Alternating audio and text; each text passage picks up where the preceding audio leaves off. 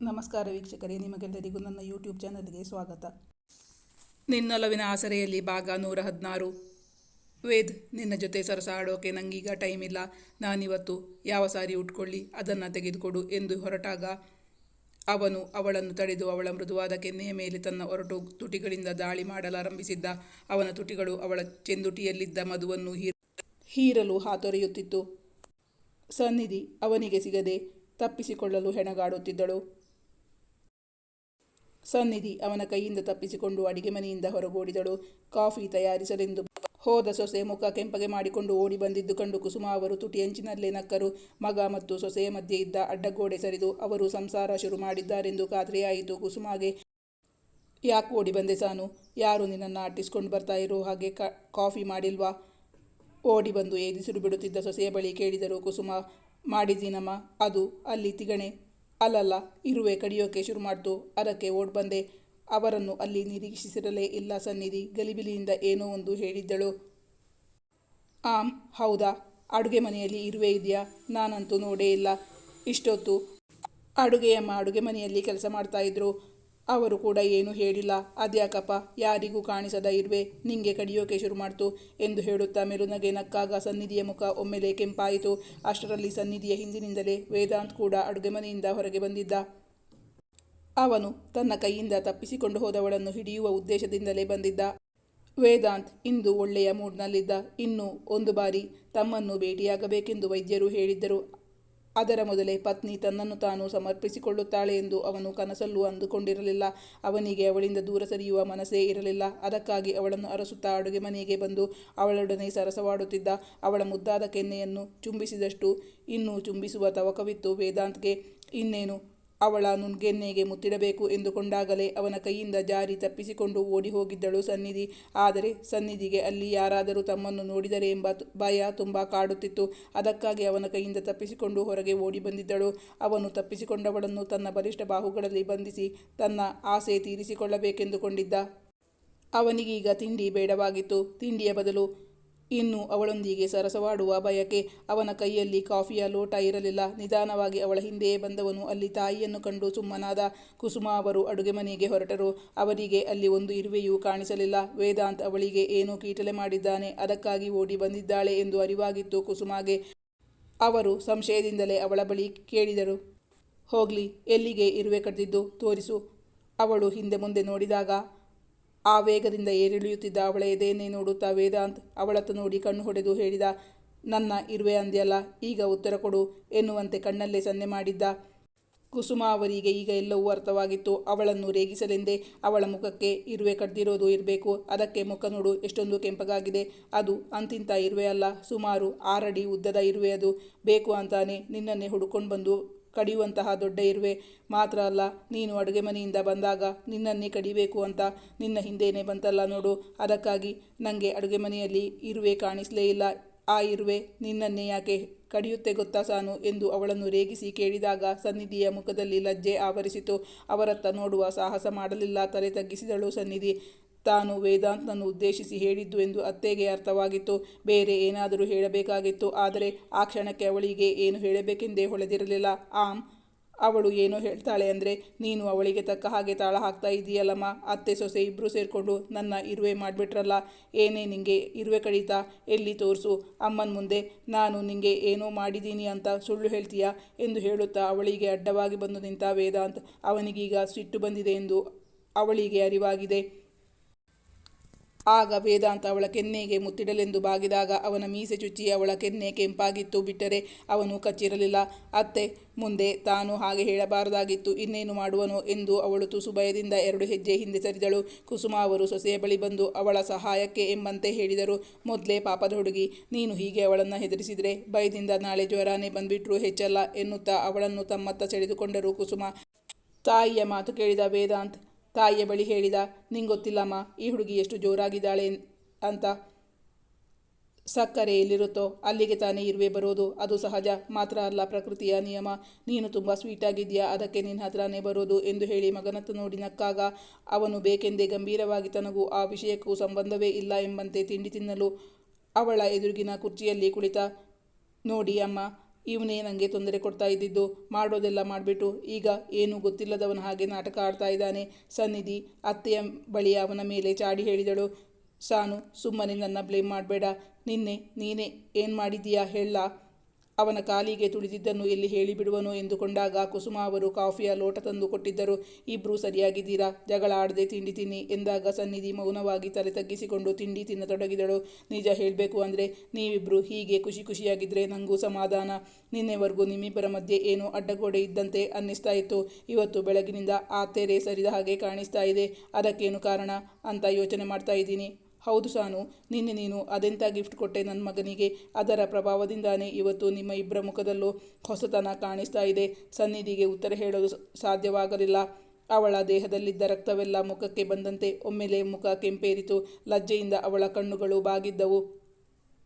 ಲಜ್ಜಾವೃತವಾದ ಅವಳ ಮುಖವನ್ನೇ ನೋಡುತ್ತಾ ವೇದಾಂತ್ನ ಮುಖದಲ್ಲಿ ತುಂಟ ಕಿರುನಗು ಮಿಂಚಿತು. ಕಣ್ಣುಗಳಲ್ಲಿ ಕೋಟಿ ನಕ್ಷತ್ರಗಳು ಮಿನುಗಿದವು. ವೇದಾಂತ್ ಬೇಕೆಂದೇ ಅವಳನ್ನು ಕೀಟಲೆ ಮಾಡಿದ. ಸಾನು, ಅಮ್ಮನ ಹತ್ರ ಹೇಳು, ನಿನ್ನೆ ರಾತ್ರಿ ನನಗೆ ಏನು ಪ್ರೆಸೆಂಟ್ ಮಾಡಿದ್ಯಾ ಅಂತ. ತಾನು ಹೇಳಲಾಗದಂತಹ ಕಠಿಣ ಪರಿಸ್ಥಿತಿಯಲ್ಲಿ ಸಿಕ್ಕಿ ಹಾಕಿಕೊಂಡಿದ್ದೇನೆ. ತನ್ನನ್ನು ಕಾಪಾಡುವ ಬದಲು, ಏನಾದರೂ ಒಂದು ಉಪಾಯ ಹೇಳಿಕೊಡುವ ಬದಲು ಬೇಕೆಂದೇ ತನ್ನನ್ನು ಕಾಡಿಸುತ್ತಿದ್ದಾನೆ ವೇದಾಂತ್ ಎಂದು ಅವಳಿಗರಿವಾಯಿತು. ಈಗ ಅವಳಿಗೆ ಅವನ ಮೇಲೆ ವಿಪರೀತವಾದ ಸಿಟ್ಟು ಬಂದಿತ್ತು. ನಿನ್ನ ಮುಖ ನೋಡಿದರೆ ಗೊತ್ತಾಗುತ್ತೆ ನಿಂಗೆ ನನ್ನ ಹತ್ರ ಹೇಳೋಕೆ ಸಂಕೋಚ ಆಗುತ್ತೆ ಅಂತ. ಬೇಡ ಬಿಡು, ಕುಸುಮ ಅವರು ಹೇಳಿದಾಗ ಸನ್ನಿಧಿ ಸಮಾಧಾನದ ನಿಟ್ಟುಸಿರು ಬಿಟ್ಟರೆ ವೇದಾಂತ್ ಅವಳತ್ತ ವಾರೆಗಣ್ಣಿನಲ್ಲಿ ನೋಡಿ ಮೀಸೆಯಡಿಯಲ್ಲಿ ಏನಕ್ಕ ಅವಳ ಮುನಿಸು ಇಳಿಸುವ ಉದ್ದೇಶದಿಂದ ವೇದಾಂತ್ ಮೆಲ್ಲನೆ ತನ್ನ ಕಾಲು ಮುಂದೆ ಮಾಡಿ ಅವಳ ಕಾಲಿನೊಂದಿಗೆ ಆಟವಾಡತೊಡಗಿದ. ಎದುರಿನಲ್ಲಿ ಕುಳಿತ ಕುಸುಮ ಅವರಿಗೆ ಅದು ಗೊತ್ತಾಗುತ್ತಿರಲಿಲ್ಲ. ಕಣ್ಣಲ್ಲಿ ಅವನನ್ನು ಗದರೋಣವೆಂದರೆ ಅವನು ಅವಳ ಮುಖವೇ ನೋಡದೆ ತನ್ನ ಪಾಡಿಗೆ ತಿಂಡಿ ತಿನ್ನುತ್ತಿದ್ದ. ಅವನ ಕಾಲು ಮಾತ್ರ ಸುಮ್ಮನಿರಲಿಲ್ಲ. ಅವಳು ಕಾಲಿನ ಜಾಗ ಬದಲಿಸಿದಷ್ಟು ಅವಳ ಕಾಲನ್ನು ಹುಡುಕಿಕೊಂಡು ಬರುತ್ತಿತ್ತು. ವೇದಾಂತ್ನ ಕಾಲುಗಳು ಕಾಟ ತಡೆಯಲಾರದೆ ತುಳಿಯೋಣವೆಂದುಕೊಂಡರೆ ಅವನು ಅದನ್ನೇ ದೊಡ್ಡದು ಮಾಡುತ್ತಾನೆ. ಅವಳ ಕಾಲು ಹೋದಲ್ಲೆಲ್ಲ ಅವನ ಕಾಲು ಬರತೊಡಗಿದಾಗ ಅವಳಿಗೆ ತಿಂಡಿ ತಿನ್ನಲಾಗಲಿಲ್ಲ. ಅತ್ತೆಯ ಮುಂದೆ ಹೇಳಲು ಸಂಕೋಚವಾಯಿತು ಸನ್ನಿಧಿಗೆ. ಕುಸುಮ ಅವರಿಗೆ ಸನ್ನಿಧಿಯ ಬಳಿ ಏನೋ ಹೇಳಬೇಕಾಗಿತ್ತು. ಆದ್ದರಿಂದ ಅವರು ಅವಳ ಮುಂದೆ ಕುಳಿತು ಮಾತಿಗೆ ಆರಂಭಿಸಿದ್ದರು. ಸಾನು, ಇವತ್ತು ಬೆಳಿಗ್ಗೆ ನಿಮ್ಮಪ್ಪ ಕಾಲ್ ಮಾಡಿದ್ರು. ನಿನ್ನೆ ನಿಮ್ಮಣ್ಣ ಅಲೋಕ್ ಮತ್ತು ಆಶಿಕಾ ಇಬ್ಬರು ರಿಜಿಸ್ಟರ್ ಮ್ಯಾರೇಜ್ ಆಗಿದ್ದಾರಂತೆ. ಆಶಿಕಾ ಮನೆಯವರಿಂದ ತೀವ್ರ ವಿರೋಧ ಇದ್ದಿದ್ದರಿಂದ ವಿಷಯ ತುಂಬ ಗೌಪ್ಯವಾಗಿ ಇಡಲಾಗಿತ್ತಂತೆ. ನಮಗೂ ಕೊನೆ ಗಳಿಗೆಯಲ್ಲಿ ಗೊತ್ತಾಗಿದ್ದು ಅಂತ ಹೇಳಿದರು. ಅದಕ್ಕಾಗಿ ನಮಗೆ ವಿಷಯ ತಿಳಿಸೋಕೆ ಆಗಲಿಲ್ಲ ಅಂತ ತುಂಬ ಬೇಜಾರು ಮಾಡಿಕೊಂಡ್ರು ನಿಮ್ಮಪ್ಪ. ಇವತ್ತೇ ನಿಮ್ಮ ಅಮ್ಮನ ಮನೆಯಲ್ಲಿ ಅವಳನ್ನು ಮನೆ ತುಂಬಿಸಿಕೊಳ್ಳುವ ಕಾರ್ಯಕ್ರಮ ಮಾಡ್ತಾರಂತೆ. ಒಂದು ವೇಳೆ ಆಶಿಕಾ ಕಡೆಯವರು ಎಲ್ಲಾದರೂ ತೊಂದರೆ ಕೊಟ್ಟರೆ ಅಂತ ತುಂಬ ಭಯದಲ್ಲಿದ್ದಾರೆ ನಿಮ್ಮಪ್ಪ ಮತ್ತು ಅಮ್ಮ. ಕುಸುಮ ಅವರು ಗಂಭೀರವಾಗಿ ಹೇಳುತ್ತಿದ್ದಾಗ ಕಾಲ ಹೆಬ್ಬೆರಳಿನಿಂದ ಅವಳ ಅಂಗಾಲ ಮೇಲೆ ಗೀರಿದ ವೇದಾಂತ್ ಅವಳಿಗೆ ಕಚಗುಳಿ ಇಟ್ಟಂತಾಗಿ ಒಮ್ಮೆಲೆ ಕಾಲು ಹಿಂದಕ್ಕೆ ಎಳೆದುಕೊಂಡಳು. ಕಚಗುಳಿ ಇಟ್ಟಂತಾಗಿತ್ತಲ್ಲ. ನಕ್ಕಿದ್ದಳು. ತಾನು ಗಂಭೀರ ವಿಷಯವನ್ನು ಹೇಳುತ್ತಿದ್ದರೆ ಈ ಹುಡುಗಿ ಅದನ್ನು ಕಂಡು ನಗುತ್ತಿದ್ದಾಳಲ್ಲ. ಕುಸುಮಾಗೆ ಆಶ್ಚರ್ಯವಾಯಿತು. ತಕ್ಷಣವೇ ಅವಳನ್ನು ಪ್ರಶ್ನಿಸಿದರು. ಯಾಕೆ ನಗ್ತಾ ಇದೆಯಾ? ಸಾರಿ ಅಮ್ಮ, ನನ್ನ ಅಂಗಾಲಿಗೆ ಏನೋ ಕಾಲು ತಗಲಿ ಕಚಗುಳಿ ಇಟ್ಟಂತಾಯಿತು. ನಕ್ಕು ಬಿಟ್ಟೆ, ಸಾರಿ, ಕ್ಷಮೆ ಯಾಚಿಸಿದಳು. ಓ, ಹಾಗ ವಿಷಯ. ಅಂದರೆ ಇವನು ಯಾವಾಗ ಇಷ್ಟು ಒಳ್ಳೆ ಹುಡುಗ ಆದ ಅಂತ ಅಂದ್ಕೊಂಡಿದ್ದೆ. ಅವನ ಕೆಲಸ ಕೆಳಗೆ ನಡೀತಾ ಇದೆ ಗೊತ್ತೇ ಆಗಿರಲಿಲ್ಲ ಎಂದು ನಕ್ಕ ಕುಸುಮ ತಮ್ಮ ಮಾತು ಮುಂದುವರಿಸಿದರು. ಎಲ್ಲ ಸಡನ್ನಾಗಿ ಡಿಸೈಡ್ ಆಗಿರುವುದರಿಂದ ನಾವು ಮನೆಯವರು ಮಾತ್ರ ಇದ್ದು ಸರಳವಾಗಿ ಮನೆ ತುಂಬಿಸ್ಕೊಳ್ತಾ ಇದ್ದೀವಿ ಅಂತ ಹೇಳಿದರು ನಿಮ್ಮಪ್ಪ. ಆಶಿಕಾ ಕಡೆಯವರು ಏನಾದರೂ ಮಾಡಿದರೆ ಅಂತ ನಿಮ್ಮ ಅಪ್ಪ ಅಮ್ಮ ತುಂಬ ಟೆನ್ಷನ್ನಲ್ಲಿದ್ದಾರೆ ಎಂದು ಕುಸುಮ ಹೇಳಿದ ಬಳಿಕ ಮಗನತ್ತ ತಿರುಗಿ, ವೇದ್ ಅವರು ನಿಂಗೂ ಕಾಲ್ ಮಾಡಿದ್ರಂತೆ, ಆದರೆ ನೀನು ಫೋನ್ ಪಿಕ್ ಮಾಡಿಲ್ಲ ಅಂತ ಅಂದರು. ಅಮ್ಮ, ಅದು ರಾತ್ರಿ ಯಾರು ಡಿಸ್ಟರ್ಬ್ ಮಾಡೋದು ಬೇಡ ಅಂತ ಫೋನ್ ಮ್ಯೂಟ್ ಮಾಡಿ ಬಿಟ್ಟಿದ್ದೆ. ನಾನಿನ್ನೂ ಸೆಲ್ಫೋನ್ ತೆಗೆದು ನೋಡೇ ಇಲ್ಲ. ನೀನೇ ಅಲ್ವೇನೆ ಯಾವಾಗಲೂ ನನ್ನ ಸೆಲ್ಫೋನನ್ನು ಚಾರ್ಜಿಗೆ ಹಾಕೋದು, ಆಗ ನೋಡಿಲ್ವಾ ಅವಳನ್ನು ಪ್ರಶ್ನಿಸಿದ. ನಾನಂತೂ ನಿನ್ನೆ ರಾತ್ರಿಯಿಂದ ತುಂಬ ಬ್ಯುಸಿಯಾಗಿದ್ದೆ ಎಂದು ಮಾರ್ಮಿಕವಾಗಿ ಹೇಳಿದಾಗ ಎಲ್ಲ ವಿಷಯವೂ ಗೊತ್ತಿದ್ದು ಬೇಕೆಂದೇ ತಾಯಿಯ ಮುಂದೆ ತನ್ನನ್ನು ಪ್ರಶ್ನಿಸುತ್ತಿದ್ದಾನಲ್ಲ ಎಂದು ಸನ್ನಿಧಿಗೆ ತುಸು ಮುನಿಸು ಏರಿತು. ಯಾರ ಮುಂದೆ ಏನು ಹೇಳಬೇಕು ಏನು ಹೇಳಬಾರ್ದು ಅಂತ ಒಂದು ಗೊತ್ತಾಗಲ್ವಾ? ಒಂದು ಸ್ವಲ್ಪನೂ ನಾಚಿಕೆನೇ ಇಲ್ಲ ಇವನಿಗೆ. ಅವನನ್ನು ಕಣ್ಣಲ್ಲೇ ಗದರಿದಳು. ಮತ್ತೆ ಉತ್ತರಿಸಿದಳು, ಇಲ್ಲ, ಲೇಟಾಗಿ ಎದ್ನಲ್ಲ, ಫೋನ್ ಚಾರ್ಜ್ಗೆ ಹಾಕೋದು ಮರೆತೇ ಬಿಟ್ಟಿದ್ದೆ. ಅವಳ ಬಾಯಿ ನುಡಿದಿತ್ತು. ಸಾನು, ಇವತ್ತು ನೀವಿಬ್ಬರು ಫ್ರೀಯಾಗಿದ್ದೀರಲ್ಲ, ಒಳ್ಳೆಯದೇ ಆಯಿತು ಬಿಡಿ. ತಿಂಡಿ ತಿಂದಾದ್ಮೇಲೆ ನಿಮ್ಮಿಬ್ಬರನ್ನು ಕಳಿಸಿಕೊಡ್ತೀನಿ ಅಂತ ಹೇಳಿದರು ಕುಸುಮ. ಆಯ್ತಮ್ಮ, ನೀವು ಮತ್ತು ಮಾವ ನಮ್ಮ ಜೊತೆನೇ ಬನ್ನಿ, ಇಲ್ಲಾಂದರೆ ಅಮ್ಮ ಬೇಜಾರು ಮಾಡ್ಕೋತಾರೆ ಹೇಳಿದಳು ಸನ್ನಿಧಿ. ಖಂಡಿತ ಬರ್ತೀವಮ್ಮ, ನಾನು ನಿನ್ನ ಮಾವನ ಜೊತೆ ಆಮೇಲೆ ಬರ್ತೀನಿ, ನೀವಿಬ್ಬರು ಈಗಲೇ ಹೋಗಿ ನಿಮ್ಮಮ್ಮಂಗೆ ಸಹಾಯ ಮಾಡಿ, ಕುಸುಮ ಸೊಸೆಯ ಬಳಿ ಹೇಳಿದರು. ಆಯ್ತಮ್ಮ, ತಿಂಡಿ ತಿಂದ ತಕ್ಷಣನೇ ಹೊರಡ್ತೀವಿ. ಆಶಿಕಾ ಮನೆಯವರು ಪೊಲೀಸ್ ಕಂಪ್ಲೇಂಟ್ ಏನಾದರೂ ಕೊಟ್ಟಿದ್ದಾರಾ ಅಂತ, ಅಥವಾ ಅವರಿಂದ ಥ್ರೆಟ್ ಕಾಲ್ ಏನಾದರೂ ಬಂದಿದ್ಯಾ? ವೇದಾಂತ್ ಸೀರಿಯಸ್ ಆಗಿ ತಾಯಿಯ ಬಳಿ ಪ್ರಶ್ನಿಸಿದ. ಇಲ್ಲ ಕಣೋ, ಹಾಗೇನು ನನ್ನ ಹತ್ರ ಹೇಳಿಲ್ಲ ಅವರು. ಆದರೆ ಅಂಕಲ್ ಅವರು ಭಯಪಡೋದು ನೋಡಿದರೆ ಏನೋ ತೊಂದರೆಯಲ್ಲಿ ಸಿಕ್ಕಾಕೊಂಡಿರೋ ಥರ ಕಾಣಿಸ್ತು. ಅವಳಿಗೂ 23 ವರ್ಷ ಕಳೀತಲ್ವಾ? ಹುಡುಗಿ ಮೇಜರ್ ಆಗಿದ್ದಾಳೆ. ಮಾತ್ರ ಅಲ್ಲ, ಇಬ್ಬರು 4-5 ವರ್ಷಗಳಿಂದ ಪ್ರೀತಿಸ್ತಿದ್ದಾರೆ ಅನ್ಸುತ್ತೆ. ರಿಜಿಸ್ಟರ್ ಮದುವೆ ಆಗಿರೋದ್ರಿಂದ ಹುಡುಗಿ ಇವರ ಪರವಾಗಿ ಮಾತಾಡಿದರೆ ಪ್ರಾಬ್ಲಮ್ ಏನೂ ಆಗಲ್ಲ ಅನ್ಸುತ್ತೆ. ಮದುವೆ ಆದ ಮೇಲೆ ಮನೆ ತುಂಬಿಸಿಕೊಳ್ಳೋದು ನಮ್ಮ ಕರ್ತವ್ಯ ಅಂದರು ಇವರಪ್ಪ. ಕುಸುಮ ಅವರು ಮಗನಿಗೆ ವಿವರಿಸಿದರು. ಅಷ್ಟರಲ್ಲಿ ಅವರಿಬ್ಬರು ತಿಂಡಿ ತಿಂದು ಮುಗಿಸಿದ್ದರು. ಸನ್ನಿಧಿಯ ಮುನಿಸು ಇನ್ನೂ ಇಳಿದಿರಲಿಲ್ಲ. ಅಬ್ಬಾ, ಈ ವೇದಾಂತ್ಗೆ 1 ನಿಮಿಷ ಸಮಯ ಸಿಕ್ಕಿದ್ರೆ ಸಾಕು, ಅದೆಷ್ಟು ಕಾಟ ಕೊಡ್ತಾನೆ. ಮನೆಯಲ್ಲಿ ಯಾರು ಇದ್ದಾರೆ ಯಾರಿಲ್ಲ ಅಂತಾನೂ ಇಲ್ಲ. ಇವನ ತುಂಟಾಟಕ್ಕೆ ನಾನು ಹಿರಿಯರ ಮುಂದೆ ಅನುಭವಿಸಬೇಕಾಗುತ್ತೆ ಎಂದು ಯೋಚಿಸುತ್ತಾ ಮಹಡಿ ಏರತೊಡಗಿದಳು ಸನ್ನಿಧಿ. ಸಾನು, ನಿಲ್ಲು 1 ನಿಮಿಷ ಎಂದು ಅವನು ಕರೆದರೂ ಕಿವಿಯೇ ಕೇಳಿಸಿದವಳಂತೆ ಅವನತ್ತ ತಿರುಗಿಯೂ ನೋಡದೆ ರೂಮ್ಗೆ ಬಂದಿದ್ದಳು ಸನ್ನಿಧಿ. ಅವನು ಅವಳನ್ನು ಹಿಂಬಾಲಿಸಿಕೊಂಡು ಬಂದು ಸನ್ನಿಧಿಯ ಕೈ ರಟ್ಟೆಯನ್ನು ಗಟ್ಟಿಯಾಗಿ ಹಿಡಿದುಕೊಂಡ. ಸಾನು, ಯಾಕೆ ಕೇಳಿಸ್ತಾ ಇಲ್ವಾ? ನಾನು ನಿನ್ನ ಹತ್ರ ಮಾತಾಡ್ತಾ ಇರೋದು. ಅವಳಿಂದ ಯಾವ ಪ್ರತಿಕ್ರಿಯೆಯೂ ಬಂದಿರಲಿಲ್ಲ. ನನ್ನ ಮೇಲೆ ಕೋಪನ ಚಿನ್ನ ಎಂದು ಮತ್ತೆ ಕೇಳಿದಾಗ ಅವನತ್ತ ಕಿಡಿನೋಟ ಬೀರಿದಳು ಸನ್ನಿಧಿ. ನನಗೆ ಅವಮಾನ ಮಾಡದೇ ಇದ್ರೆ ನಿಂಗೆ ತಿಂದನ್ನ ಅರಗಲ್ಲ ಅನ್ಸುತ್ತೆ ಎಂದು ಹೇಳಿದಾಗ, ಅಯ್ಯೋ ಅದ್ಯಾಕೆ ಹಾಗಂತೀಯ ಚಿನ್ನ, ನಾವಿಬ್ಬರು ಹಾಗಿದ್ರೇನೆ ಚೆನ್ನ. ಹಾಗಿಲ್ಲ ಅಂತಾನೆ ಅಮ್ಮ ಆಗಾಗ ಇಂಡೈರೆಕ್ಟಾಗಿ ಏನು ಹೇಳ್ತಾ ಇದ್ರು ಅಂತ ನಿಂಗೂ ಗೊತ್ತಲ್ಲ. ಅದೆಲ್ಲ ಇರಲಿ, ನಿನ್ನ ಮುದ್ದು ಮಾಡಿದರೆ ನಿಂಗೆ ಇಷ್ಟ ಆಗಲ್ಲ ಅಂತ ಒಂದೇ ಒಂದು ಸಲ ನನ್ನ ಹತ್ರ ಹೇಳಿಬಿಡು, ಆಮೇಲೆ ನಿನ್ನ ಹತ್ರನೂ ಬರಲ್ಲ. ಆಗ ತಪ್ಪಿಸಿಕೊಂಡಿದ್ದವಳನ್ನು ಬಲವಾಗಿ ಬಂಧಿಸಿ ಹಿಡಿದುಕೊಳ್ಳುತ್ತಾ ಅವಳ ಕಣ್ಣಲ್ಲಿ ಕಣ್ಣಿಟ್ಟು ನೋಡುತ್ತಾ ಹೇಳಿದಾಗ ಸನ್ನಿಧಿ ಅವನತ್ತ ತಿರುಗಿ, ವೇದ್, ನಿನ್ನ ಜೊತೆ ಸರಸಾಡೋಕ್ಕೆ ನನಗೀಗ ಟೈಮ್ ಇಲ್ಲ. ನಾನಿವತ್ತು ಯಾವ ಸಾರಿ ಉಟ್ಕೊಳ್ಳಿ ಅದನ್ನು ತೆಗೆದುಕೊಡು, ನಾನು ವಾಶ್ರೂಮ್ಗೆ ಹೋಗಿ ಬರ್ತೀನಿ ಎಂದು ಹೊರಟಾಗ ಅವನು ಅವಳನ್ನು ತಡೆದು ಅವಳ ಮೃದುವಾದ ಕೆನ್ನೆಯ ಮೇಲೆ ತನ್ನ ಒರಟು ತುಟಿಗಳಿಂದ ದಾಳಿ ಮಾಡಲಾರಂಭಿಸಿದ್ದ. ಅವನ ತುಟಿಗಳು ಅವಳ ಚೆಂದುಟಿಯಲ್ಲಿದ್ದ ಮಧುವನ್ನು ಹೀರಲು ಹಾತೊರೆಯುತ್ತಿತ್ತು.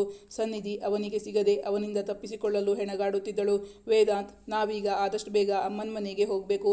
ನೀನು ಹೀಗೆ ಆಟ ಆಡ್ತಾ ಕೂತ್ರೆ ನಾವು ಹೋಗುವಾಗ ಫಂಕ್ಷನ್ ಎಲ್ಲ ಮುಗಿದಿರುತ್ತೆ, ಊಟ ಆಗಿರುತ್ತೆ, ಆಮೇಲೆ ಪಾತ್ರೆ ತೊಳೆದಿಟ್ಟು ಬರಬೇಕಷ್ಟೇ. ಅವನಿಂದ ತಪ್ಪಿಸಿಕೊಳ್ಳುವ ಉದ್ದೇಶದಿಂದ ಮುನಿಸಿನಿಂದಲೇ ಹೇಳಿದ್ದಳು ಸನ್ನಿಧಿ. ನೋಡ್ಸಾನು, ಈಗಿನ್ನೂ 10 ಗಂಟೆ ಆಯ್ತಷ್ಟೇ, ಇನ್ನೊಂದು ಅರ್ಧ ಗಂಟೆ ಕಳೆದು ಹೋದರೂ ನಡೆಯುತ್ತೆ.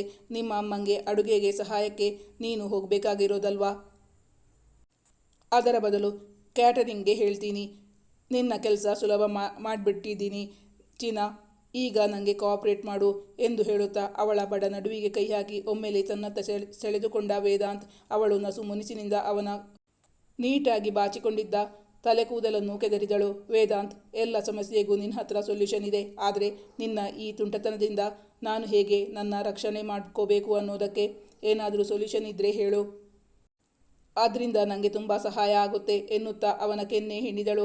ಅದಕ್ಕೂ ಒಂದು ಸಿಂಪಲ್ ಸೊಲ್ಯೂಷನ್ ಇದೆ ಚಿನ್ನ, ಆದರೆ ನಾನು ಹೇಳಿದರೆ ನಿನ್ನ ರಿಯಾಕ್ಷನ್ ಹೇಗಿರ್ಬೋದು ಅಂದ್ಕೊಂಡಾಗಲೇ ನನಗೆ ಭಯ ಆಗುತ್ತೆ. ಅವನು ಬೇಕೆಂದೇ ಭಯ ನಟಿಸುತ್ತಾ ಹೇಳಿದಾಗ ಸನ್ನಿಧಿಗೆ ನಗು ತಡೆಯಲಾಗಲಿಲ್ಲ. ಮುಕ್ತವಾಗಿ ನಕ್ಕು ಬಿಟ್ಟಳು. ಐ ಲವ್ ಯು ವೇದಾಂತ್, ನೀನು ಹೀಗೆ ನನ್ನ ಜೊತೆನೇ ಇದ್ದರೆ ನನ್ನಷ್ಟು ಸುಖಿ ಈ ಪ್ರಪಂಚದಲ್ಲಿ ಬೇರೆ ಯಾರೂ ಇಲ್ಲ. I love you so much ಎಂದು ಹೇಳುತ್ತಾ ಅವನ ಹಣೆಗೆ ಹೂ ಮುತ್ತಿಟ್ಟಳು ಸನ್ನಿಧಿ. ಲವ್ ಯು ಟೂ ಚಿನ್ನ ಎಂದವನು ಅವಳ ಬಿಳಿಯಾದ ಸೊಂಟಕ್ಕೆ ಮುತ್ತಿಟ್ಟ. ವೇದಾಂತ್ ಈಗ ತಾನವಳನ್ನು ಎಷ್ಟು ಪ್ರೀತಿಸುತ್ತೇನೆ ಎಂದು ತನ್ನ ತುಟಿಗಳಿಂದಲೇ ತೋರಿಸಿದ್ದ. ಅವನು ಕೆನೆ ಬಣ್ಣದ ಜರಿಯಂಚಿನ ಸಾರಿಯನ್ನು ಆರಿಸಿಕೊಟ್ಟಿದ್ದ ಸನ್ನಿಧಿಗೆ. ತಾವಿನ್ನು ಹೊರಗೆ ದಯಮಾಡಿಸಿದರೆ ನಾನು ಬೇಗ ಸಾರಿ ಉಟ್ಟು ರೆಡಿಯಾಗ್ತೀನಿ ಎಂದು ಹೇಳಿದಳು ಸನ್ನಿಧಿ. ಮೇಡಮ್, ಇವತ್ತಿಡೀ ದಿನ ನಾವಿಬ್ಬರು ಒಟ್ಟಿಗೆ ಇರೋದು ಅಂತ ಹೇಳಿದ್ದು ಮರೆತ್ರಿ ಅನಿಸುತ್ತೆ ಎಂದು ವೇದಾಂತ್ ಪೀಠಿಕೆ ಹಾಕಿದಾಗ ಅವಳು ಹೌಹಾರಿದಳು. ಬೇಡಪ್ಪ ಬೇಡ, ನಿನ್ನ ರೂಮ್ ಒಳಗೆ ಬಿಟ್ಕೊಂಡು ನಾನು ಸಾರಿ ಉಟ್ಟ ಹಾಗೆ, ಪ್ಲೀಸ್ ಕಣೋ, ಓನ್ಲಿ 10 ಮಿನಿಟ್ಸ್ ಅಷ್ಟೇ, ಬೇಗ ಹೊರಟು ರೆಡಿಯಾಗ್ತೀನಿ ಕಣ್ಣಲ್ಲೇ ಬೇಡಿಕೆ ಇಟ್ಟಳು ಸನ್ನಿಧಿ. ಅವನು ಅವಳಿಗೆ ಹೊರತಾಗಿರಲಿಲ್ಲ. ಸಾನು ಪ್ಲೀಸ್, ಗಾಡ್ ಪ್ರಾಮಿಸ್, ನಿಜವಾಗ್ಲೂ ನಿಂಗೆ ತೊಂದರೆ ಕೊಡಲ್ಲ, ಬದಲಾಗಿ ನಿಂಗೆ ಸಹಾಯನೇ ಮಾಡ್ತೀನಿ. ಅವನು ಕೂಡ ಅವಳಂತೆಯೇ ಕಣ್ಣಲ್ಲೇ ಬೇಡಿಕೆ ಇಟ್ಟಿದ್ದ. ನೀನು ಆಗ ನನಗೆ ಕೊಟ್ಟ ಕಾಟನೇ ಸಾಕು, ನಂಗಿವತ್ತು ಸರಿಯಾಗಿ ತಿಂಡಿ ತಿನ್ನೋಕ್ಕೂ ಬಿಟ್ಟಿಲ್ಲ, ನನಗೆ ನಾಚಿಕೆಯಾಗುತ್ತೆ, ನೀನು ದಯವಿಟ್ಟು ಈಗ ಹೊರಗೆ ಹೋಗು ಎಂದಾಗ ಅವನು ಕಣ್ಣು ಮಿಟುಕಿಸಿ ಹೇಳಿದ, ನಿನ್ನ ನಾಚಿಕೆಯೆಲ್ಲ ನಿನ್ನೇನೆ ತೆಗೆದು ಹಾಕಿದ್ನಲ್ಲ, ಮತ್ತೆ ಯಾವಾಗ ಬಂತು ಅದು ನಿನ್ನ ಹತ್ರ? ಕುಚೇಷ್ಟೆಯಿಂದ ಕೇಳಿದಾಗ ಸನ್ನಿಧಿ ಏನೋ ನೆನಪು ಮಾಡಿಕೊಂಡವಳಂತೆ. ವೇದಾಂತ್, ಅಣ್ಣನಿಗೆ ಮದುವೆಗೆ ಏನಾದರೂ ಗಿಫ್ಟ್ ಕೊಡಬೇಕಾಗಿತ್ತಲ್ಲ, ಏನು ಕೊಡೋಣ ಎಂದು ಸೀರಿಯಸ್ ಆಗಿ ಕೇಳಿದಾಗ ಹೌದಲ್ಲ, ನಂಗದು ಹೊಳೀಲೇ ಇಲ್ಲ. ನಾವು ಕೊಟ್ಟ ಬಟ್ಟೆಯೋ ಒಡವೆಯೋ ಅವರಿಗೆ ಇಷ್ಟ ಆಗದೇ ಇದ್ರೆ ಬೇಡ ಬಿಡು, ದುಡ್ಡು ಕೊಡೋಣ ಸಾನು. ಅವರಿಗಿಷ್ಟ ಬಂದಿದ್ದು ತಗೊಳ್ಳಿ ಅಲ್ವಾ. ಅವನ ಸಲಹೆ ಅವಳಿಗೂ ಇಷ್ಟವಾಯಿತು. ಇರು, ನಾನು ಆಫೀಸ್ ರೂಮ್ನಿಂದ ಚೆಕ್ ಬುಕ್ ತಗೊಂಡು ಬರ್ತೀನಿ ಎಂದು ಅವನು ಅಲ್ಲಿಂದ ಹೊರಟಾಗ ಅದಕ್ಕಾಗಿಯೇ ಕಾದಿದ್ದ ಸನ್ನಿಧಿ ಅವನು ರೂಮ್ನಿಂದ ಹೊರ ಹೋಗುತ್ತಿದ್ದಂತೆಯೇ ಬಾಗಿಲು ಭದ್ರಪಡಿಸಿಕೊಂಡು ಥ್ಯಾಂಕ್ ಯು ಎಂದು ಒಳಗಿನಿಂದಲೇ ಹೇಳಿದಾಗ, ತುಂಬ ಬುದ್ಧಿವಂತಿಕೆ ಉಪಯೋಗಿಸಿ ನನ್ನ ರೂಮ್ನಿಂದ ಹೊರಗೆ ಹಾಕಿದ್ಯಲ್ಲ, ಮಾಡ್ತೀನಿರು ಎಂದು ಹೇಳಿ ನಗುತ್ತಾ ವೇದಾಂತ್ ಅಲ್ಲಿಂದ ಹೊರಟು ಹೋಗಿದ್ದ. ರೂಮ್ನ ಒಳಗಿನಿಂದಲೇ ಗಟ್ಟಿಯಾಗಿ ಹೇಳಿದಳು ಸನ್ನಿಧಿ, ಸದ್ಯ ದೇವರು ನನಗೆ ಇಷ್ಟಾದರೂ ಬುದ್ಧಿವಂತಿಕೆ ಕೊಟ್ನಲ್ಲ. ನಿನ್ನ ಕೈಯಿಂದ ತಪ್ಪಿಸ್ಕೋಬೇಕಾದ್ರೆ ನಾನು ಬುದ್ಧಿವಂತಿಕೆ ಉಪಯೋಗಿಸಲೇಬೇಕು. ಸನ್ನಿಧಿ ತಾನು ನಗುತ್ತಲೇ ಒಳಗಿನಿಂದಲೇ ಉತ್ತರಿಸಿದ್ದಳು. ಈ ಕಥೆಯ ಮುಂದಿನ ಭಾಗ ಮುಂದಿನ ಸಂಚಿಕೆಯಲ್ಲಿ ಮುಂದುವರಿಯುವುದು. ವೀಕ್ಷಕರೇ, ನಾನು ಹಾಕೋ ಕಥೆಗಳು ನಿಮಗೆ ಇಷ್ಟವಾಗಿದ್ದಲ್ಲಿ ನನ್ನ ಚಾನಲನ್ನು ಸಬ್ಸ್ಕ್ರೈಬ್ ಮಾಡಿ, ನನ್ನ ವಿಡಿಯೋವನ್ನು ಲೈಕ್ ಮಾಡಿ, ನಿಮ್ಮ ಆಪ್ತರಿಗೆ ನನ್ನ ವಿಡಿಯೋವನ್ನು ಶೇರ್ ಮಾಡಿ, ನಿಮ್ಮ ಅನಿಸಿಕೆಯ ಅಭಿಪ್ರಾಯಗಳನ್ನು ಕಮೆಂಟ್ ಮಾಡಿ ತಿಳಿಸೋದರ ಮೂಲಕ ನನಗೆ ಬೆಂಬಲ ವ್ಯಕ್ತಪಡಿಸಬೇಕಾಗಿ ವಿನಂತಿಸಿಕೊಳ್ತಾ ಇದ್ದೀನಿ. Thank you for watching.